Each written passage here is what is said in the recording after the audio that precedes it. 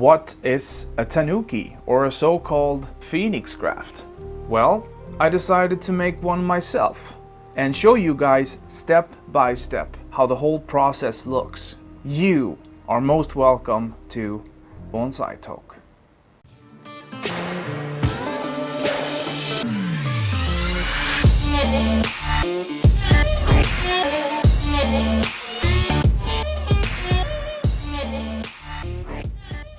Tanukis are actually not always made from dead wood. They can also be made from clay fired up in a high temperature. The power with the clay is that you can make it in any size, any shape and any form, exactly how you want it, that will be most suitable for your taste and your project. So, how do you find Tanukis or good material that you can make into one?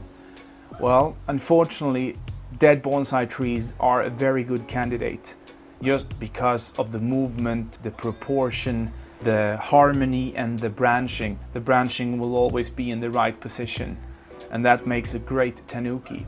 Also, if you spend a lot of time in the woods, you will come across and you will by time find interesting material that you can bring home and start working with. Many of the gray withered Tanukis that you saw has actually been collected in the woods here where I live in my town. Let's take a look at the dead wood and the dead tree that I'm working on right now.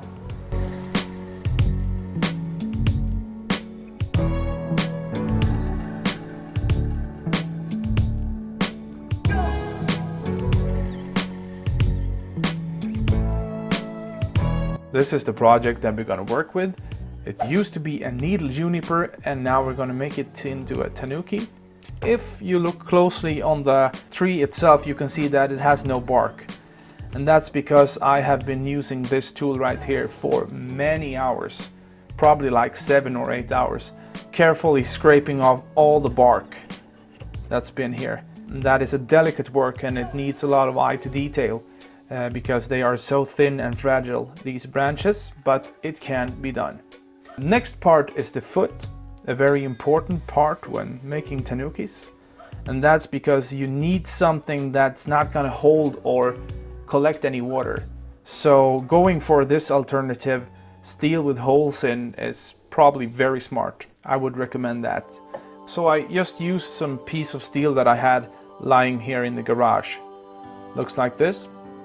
The good thing about metal is that you can make them as high as you want to, as wide as you want to, deep, you know, all those measures.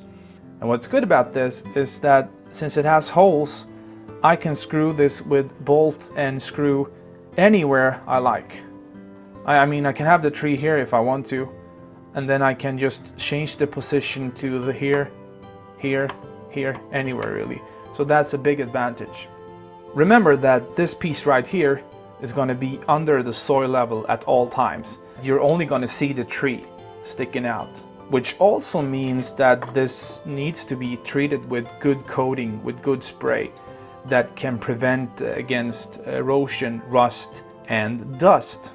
There are thousands of other products out there, but I think that Hammerite looks good and it works good. So we go with that. I'm just going to put this quickly together so you can have a demonstration preview how this is actually going to look when it's all done.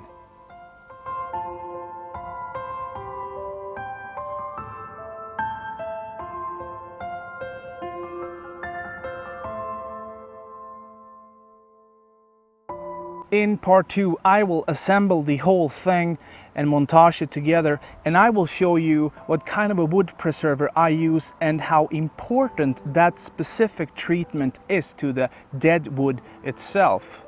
Stay tuned, see you next time, and let's talk bonsai.